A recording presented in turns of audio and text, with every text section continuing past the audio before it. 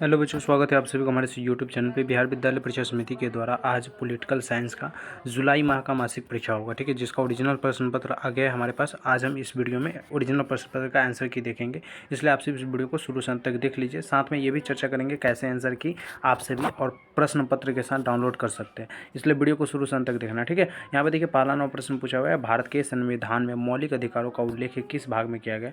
तो मौलिक अधिकारों का उल्लेख अगर आपसे पूछे किस भाग में किया है, तो भाग नंबर 3 में किया गया, मतलब एक नंबर प्रश्न का सी बिल्कुल सही आंसर हो जाएगा। यहाँ पे देखिए, पहले दूसरा नंबर प्रश्न क्या है, भारत के संविधान में मूल कर्तव्य को कब जोड़ा गया था। तो भारत के संविधान में मूल कर्तव्य जो है यह वर्ष 1976 ईस्वी में जोड़ा गया था। ये एकदम करेक्ट आंसर हो जाएगा। आगे बढ़िए, और यहाँ पर पूछा गया है कि भारत का कौन सा राज्य सबसे पहली पंचायती राज व्यवस्था अपनाते हैं। तो पंचायती राज व्यवस्था अपनाने वाले सबसे प्रथम राज्य कौन है, तो राजस्थान है। बिल्कुल आपका ये सही आंसर हो जाएगा। आगे बढ़िए, कह रहे हैं संसदीय प्रणाली किस देश में अपनाई गई। तो संसदीय प्रणाली सर्वप्रथम पूछ रहा है, मतलब तो संसदीय प्रणाली ब्रिटेन में अपनाई गई है, यानी बी आपका बिल्कुल सही आंसर हो जाएगा।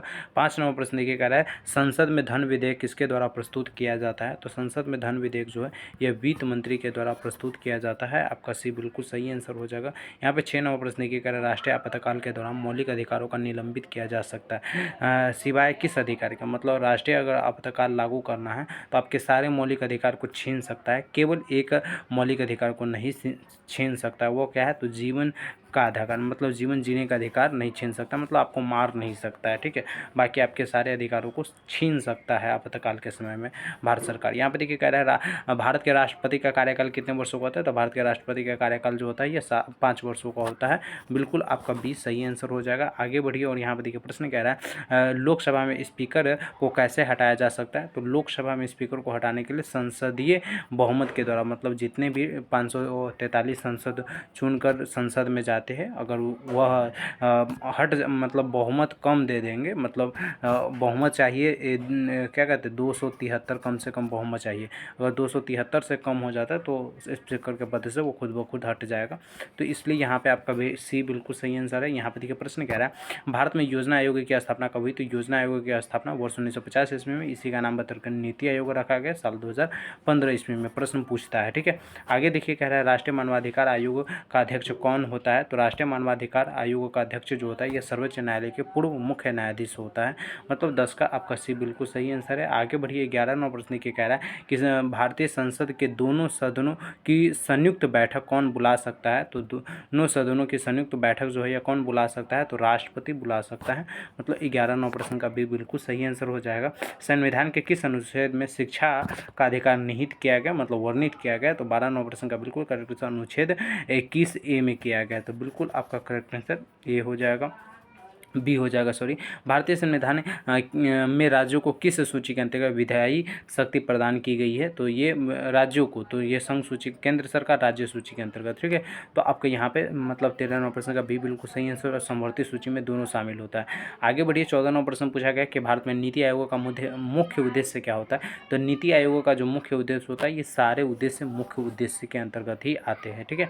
आगे बढ़ते हैं, और यहाँ पर 15 नंबर प्रश्न पूछा हुआ भारतीय संविधान के किस भाग में संघ और राज्य के बीच संबंधों का उल्लेख किया गया है। तो ये भाग नंबर 11th में किया गया। तो बिल्कुल आपका करेक्ट आंसर सी हो जाएगा 15 का।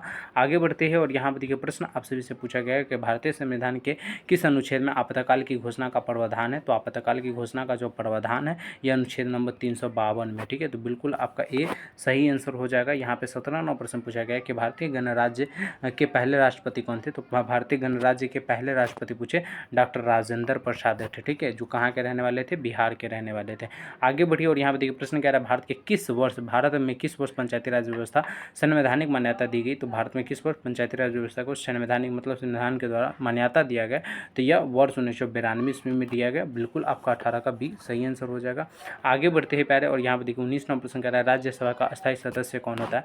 तो राज्यसभा का अस्थायी सदस्य यदि आपसे भी पूछे कोई नहीं होता है, राज्यसभा में अस्थायी सदस्य नहीं होते, इसलिए आप लोग 19 का डी बताओगे। सही आंसर हो जाएगा। 20 में देखिए कह रहा है कि भारत में मूल अधिकार किसके द्वारा लागू किए जाते हैं, तो भारत में मूल अधिकार जो है यह न्यायपालिका के द्वारा लागू किए जाते हैं। बिल्कुल आपका सी सही आंसर हो जाएगा। आगे बढ़ते हैं और यहाँ पर देखिए प्रश्न 21 नंबर प्रश्न कह रहा है भारतीय संविधान के किस संशोधन द्वारा आपातकाल के प्रावधानों को कड़ा किया गया है, तो कौन सा प्रावधान के द्वारा आपातकाल को बहुत ही कड़ा कर दिया गया है, तो 44वां संविधान संशोधन के द्वारा, मतलब 21 का बी बिल्कुल सही आंसर हो जाएगा।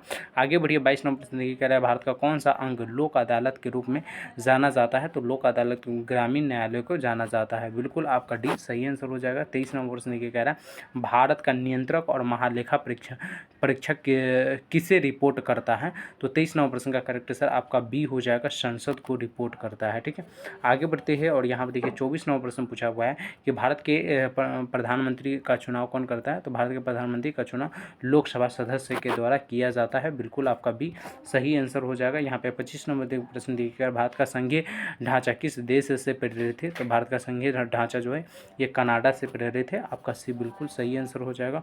बढ़िया आगे और यहाँ पर देखिए प्रश्न कह रहा है भारत में सिविल सेवा का संचालन कौन करता है, तो भारत में सिविल सेवा का संचालन जो है यह संघ लोक सेवा आयोग करता है। बिल्कुल आपका सी सही आंसर हो जाएगा।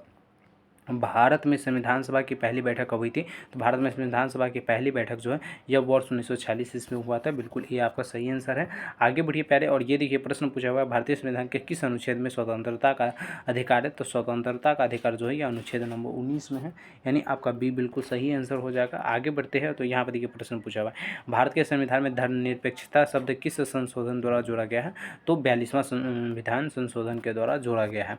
अगला और लास्ट प्रश्न पूछा था आप सभी से कि राष्ट्रीय विकास परिषद की स्थापना किस वर्ष की गई थी, तो राष्ट्रीय विकास परिषद की स्थापना जो है यह सन 1952 ईस्वी में किया गया था। आइए अब चर्चा करते हैं पॉलिटिकल साइंस के ओरिजिनल क्वेश्चन पेपर तथा आंसर की कैसे आप सभी डाउनलोड कर सकते हैं और देख सकते हैं।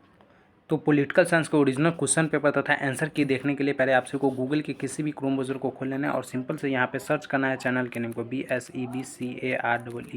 ठीक इस प्रकार से BSB कैरियर लिखिएगा, सबसे ऊपर BSBcareer.com का ऑफिशियल साइट दिख जाएगा, इस पर क्लिक करना है। क्लिक करोगे कुछ इस प्रकार से ये ओपन हो जाएगा। आप सभी लेटेस्ट अपडेट में और BSB अपडेट में भी देख सकते हैं, लेकिन यहाँ पर ढूंढने में दिक्कत हो इसलिए डायरेक्ट नीचे आइएगा और नीचे आइएगा तो सबसे नीचे एक क्लास 12 का सेक्शन मिलेगा जहाँ पर लिखा गया है Bihar board 12 July monthly exam 2024 all subject question paper and answer की डाउनलोड। ठीक है, तो सिंपल से क्या करना है, इस पर क्लिक करना है। इस पर क्लिक करोगे कुछ इस प्रकार से ये ओपन हो जाएगा। ओपन होने के बाद सारी जानकारी मिलेगा और सारे सब्जेक्ट का, जैसे भी पॉलिटिकल साइंस का डाउनलोड करना है तो सिंपल से पॉलिटिकल साइंस पे क्लिक कीजिएगा। क्लिक हेयर पॉलिटिकल साइंस पे क्लिक की, इस प्रकार से ये ओपन हो जाएगा। ओरिजिनल क्वेश्चन पेपर यहाँ पे आप सभी को दिख जाएगा। ठीक है, ओरिजिनल क्वेश्चन पेपर ये दिख जाएगा और उसके जस्ट नीचे आप सभी को यहाँ पे आंसर की दिख जाएगा। अभी जस्ट मैं अपडेट कर देता हूँ, वीडियो बन गया है तो अब अपडेट भी कर दूंगा। ठीक है, तो आकर यहाँ से आप लोग देखेंगे और इसे शेयर भी कर देंगे अपने दोस्तों के साथ जहाँ भी शेयर करना हो। ठीक है, चलिए फिर मिलते हैं अगले वीडियो में, जब तक के लिए जय हिंद जय Bharat, thank you so much.